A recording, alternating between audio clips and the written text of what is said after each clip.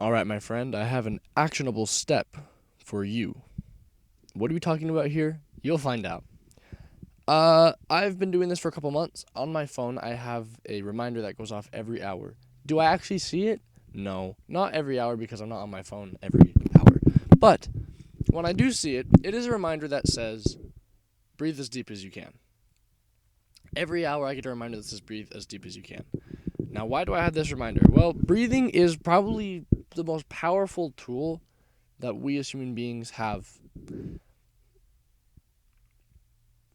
It's debatable, it's arguable, but in this case, it truly is, uh, simply put, breathing, the ability to breathe, the, what do you call it, expansion and contraction of life. Like, breathing brings life to the human body, right? And that's incredible alone. But there is more to just that we do all day. There is different types of breathing, and different types of breathing will affect your body and your mind in many different ways. To the It's even to the point where even like when you're meditating, you can direct your breath to certain parts of your body. Like, it's incredible. You can direct your breath somewhere where there's tension to release the tension. That is incredible. But mostly what I'm thinking about today is like there's so much to breathing and breath work. There's like the Wim Hof method, which is actually really awesome. And there's what else is there? There's also they call it like the physiological breath. I actually don't remember what they call it, but it's this type of breathing where it actually like is scientifically proven to relieve stress. Can you believe this stuff? Like, it's actually crazy.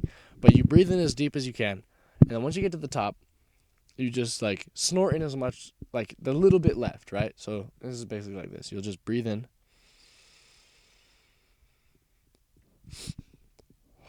and that's it. And then you do that a couple of times, and it relieves stress. Like, it's crazy how powerful the lungs are in adding to the human experience, right? This is very cool stuff. But the reason I bring up the deep breathing here right now is because if you set this reminder, yeah, I hope you won't see it every hour. If you see it every hour, that might actually be a problem. But if you don't see it you just see it when you see it, it's a reminder to make this a habit. That's why I have the reminders, not to only do it when it goes off. It's just to help me make the habit. I should be trying to breathe as deep as I can, as often as I can. But this is a reminder in case I get caught up in something and forget, which is fine. But that's why I did this, because I want to make it a habit. The quickest way to become present is breathing through your stomach. If you breathe through your stomach, and I remember even Hamza said this, if you breathe down to your genitals as a man, uh, that's where like power comes from, is from your belly area and also below. And what breathing to your genitals essentially means is like breathe in a breath so deep that you feel movement down there. Like, you feel it's being it, basically it's kind of like, okay, I'm not going to describe it, but basically like it moves and you feel that. You breathe that deeply. It moves your whole body. That's the quickest way to being present. And presence is the most important thing in the human experience, if you ask me. It's like, if you can't be present, why are you alive? Like, you're not there. You're not a part of the experience. And I've personally, for someone who has uh, like sometimes my ADD gets the best of me. And my ADD is not an excuse for anything, dude. I have to work a lot of stuff up from the ground, but I'm doing it, right? So it's not an excuse because I'm still doing it. But when it gets the best of me, I notice it's just so easy, especially with music. It's so easy to just do things and not retain any of it, or not even like consciously experience it. And I feel like that is such a worthless way of living. I feel that's why I honestly don't like the idea of like sometimes I just need to like push the world out and lock in. It doesn't work for me. Not really. It just doesn't. It doesn't help.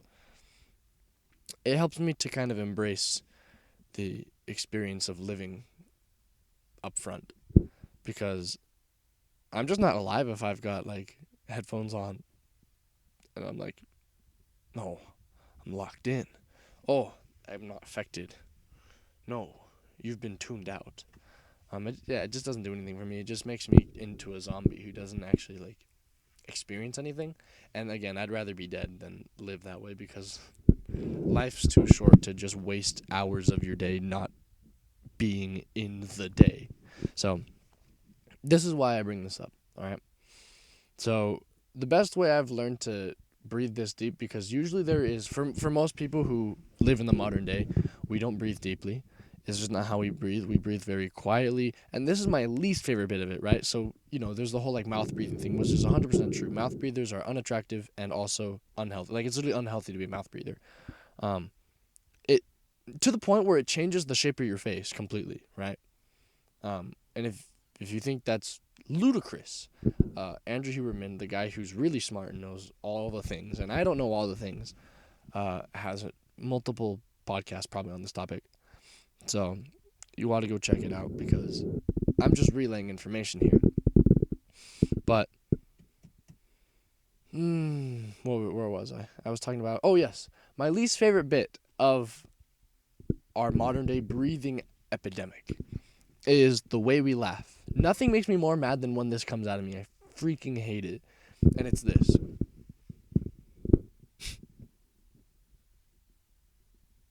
I hate that.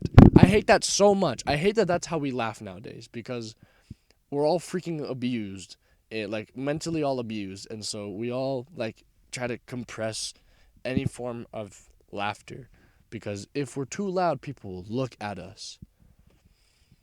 It's just, that's demoralizing. The fact that we can't just laugh freely, openly, confidently. We can't. It just drives me nuts. So I'm trying to train myself to do two things: not laugh, or like because you got to read the room, or one at a time, like confidently laugh loud. There are times though where I'll just laugh loud anyways. But I'm that way. A lot of times I don't really care what people think about me, and it's kind of fun. But yeah, I don't know.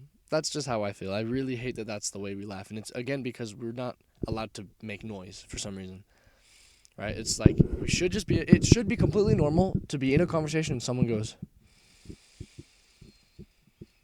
and then makes their point. Like, why aren't we allowed to take deep breaths? I don't get it. Like, because I took a deep breath, I can keep talking. I don't have to. Did you know that? Did you know that? It's just, it's very frustrating, right? So let's bring it back. Join me on this conquest. Conquest? I think that's a word. Join me on this quest. There you go. Let's just practice deep breathing, because again, it makes you more present. One, you're communicating, and also breathe through your nose, please. I'm trying to also make the habit of, like when I finish making a point, I try breathing through my nose, because it's very common for me to like while I'm talking. See that? I can't do it manually, but I'll do it on accident, right? So, all right, there you go. Breathe deep. It'll make you more present, which will make you more happy, which will make you more successful. It'll make you more attractive to other men in terms of like, respect, and to women in terms of, well, women. So you have an awesome day, pal, but please do set that reminder and take a deep. Actually, I missed one point. I'm sorry, I missed one point. Do it with me right now. I'm gonna go like this real quick. Yes. So put your left hand on your chest and then your right hand on your stomach, and I want you to take like 10 breaths like this. By the end of your 10 breaths, your right hand should be moving before your left hand. That means your stomach is expanding before your chest. So wait, let's see if I can do it. Of course, I'm in a car seat, and honestly, this is not a good position to be breathing, but let's give it a try. Ready? Okay, I actually did it first try. But I've been practicing this a lot, so we'll do 3 more, or 2 more.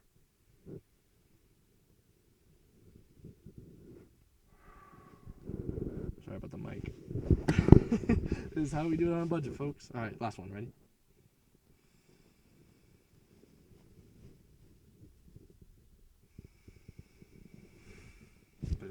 All right. There you go. Now you know how to breathe deep. And those were a little fast because, again, I can't actually take a full breath in a car seat. It's just, it compresses my body at a weird angle when I should, like, be standing up. Not like, it's just, it sucks. Okay. Now you can have a great day. Adios.